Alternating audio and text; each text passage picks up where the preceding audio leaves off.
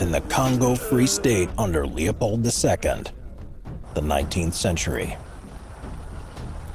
The horrific atrocities that took place in the Congo Free State are often compared to the Holocaust, with King Leopold II of Belgium being compared to the Nazi leader Adolf Hitler. Between 1885 and 1908, Leopold II personally ruled the Congo in sub-Saharan Africa, which was largely unexplored at this time, as only the coastal areas had been claimed by other European countries. He named it the Congo Free State, which is rather ironic when you realize what went on there. The local population was anything but free. In order to acquire the Congo, in 1879 the king sent Henry Morton Stanley to survey the Congo River Basin area. He was a journalist and an explorer who, like the king, saw great economic possibilities in Africa. Under the guise of the King's Holding Company, which laughingly was devoted to free trade and the suppression of the slave trade, he established trading outposts along the navigable river, along with fortified military posts, built roads and bridges, and made treaties with over 500 Congolese chieftains. In return for putting their marks on the mysterious pieces of paper, the chiefs unwittingly accepted the flag of the Congo Association and only received cheap trinkets, bags of salt, and lengths of cloth for their trouble. The king found the perfect political moment to acquire the Congo during the Berlin Conference of 1884 to 1885.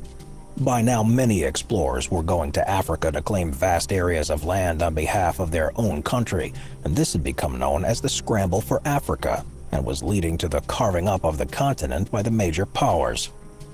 Using skillful and cunning diplomacy, Leopold was able to secure the Congo River Basin for himself, and this is when he renamed the territory the Congo Free State.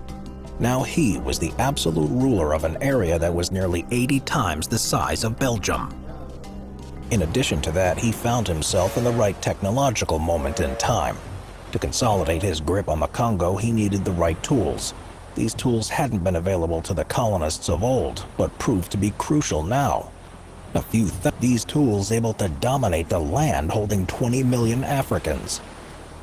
The first of these modern tools was the weaponry. The primitive muzzle loaders were replaced by the new breech-loading rifles, such as the Albini, and if the Congolese wanted to resist, they could only obtain the former weapons, plus the traditional bow and arrow and the spear.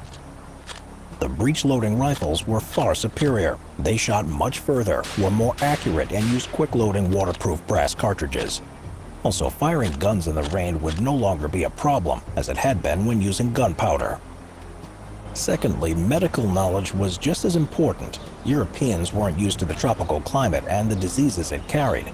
This resulted in a very high mortality rate for them. Around about 1900, the Europeans had learned that quinine was a useful defense against malaria.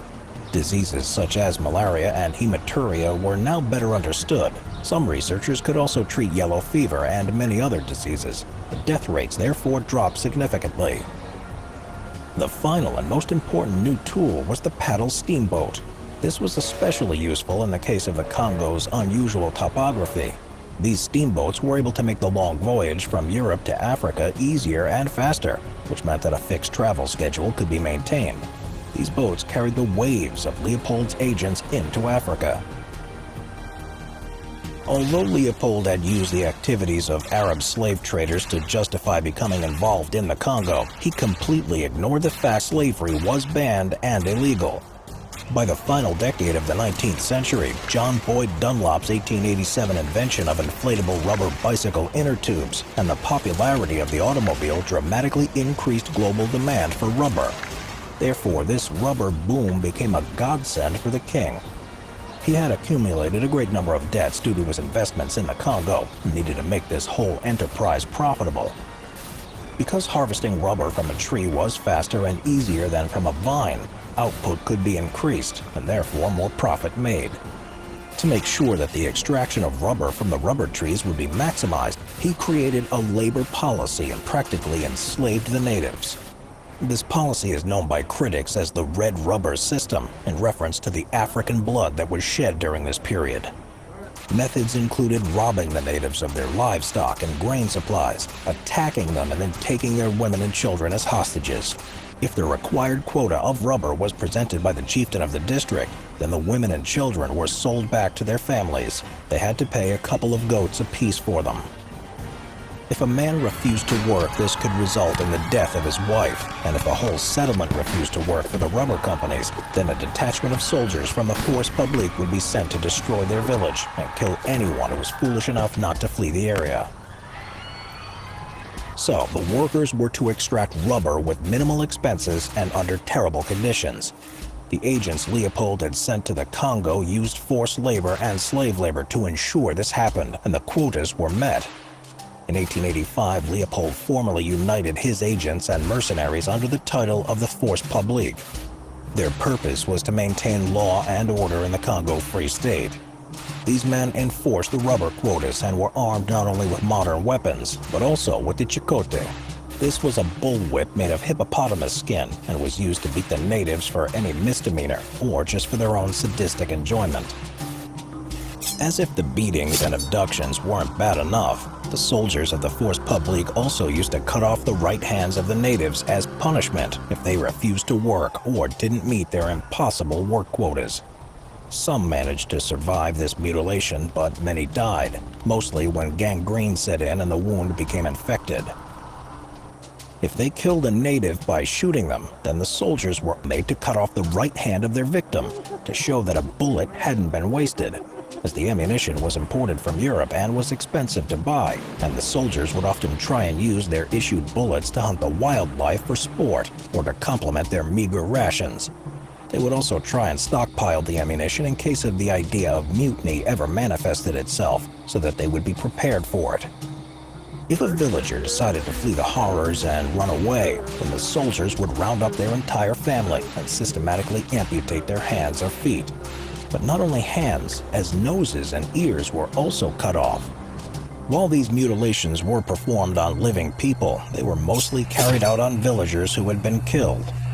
There were survivors of these massacres that said they pretended dead while the attacks went on and managed to remain motionless when the soldiers hacked off their hands, and only sought help when the soldiers had gone. In some cases, the soldiers could reduce their length of service with the Force Publique by bringing extra severed hands to present to the European post commanders, but this practice only led to even more unnecessary mutilations.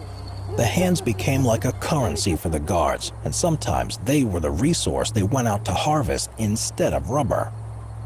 Captain Leon Rom was a soldier who was the main administrator at one of the heavily fortified trading stations at Stanley Falls in the Congo, and it was said that he used the severed heads of at least 21 Congolese as a border decoration around the flower beds in front of his house. The practice of having skulls on display was not particularly unusual in Central African society at the time. Another horrific incident reported that the Force Publique soldiers tied 10 villagers inside a fishing net, weighted down with rocks, and then dragged them into the river to drown. King Leopold was said to frown upon the practice of cutting off hands as it was counterproductive to the useful deployment of the labor force. He is reported as shouting, "Cut off everything else but not their hands. The one thing I need in the Congo is hands." The exact death toll is not known.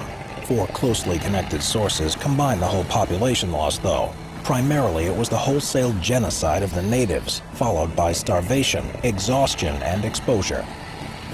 Then there were the diseases. Some were natural, like the sleeping sickness outbreak, which was caused by the bite from a tsetse fly. After initial symptoms, including a fever, headaches, and aching joints, the victim then started to hallucinate, fall into a coma, and die.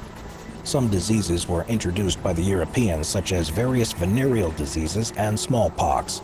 Lastly, there was the falling birth rate, which was relative to a declining population.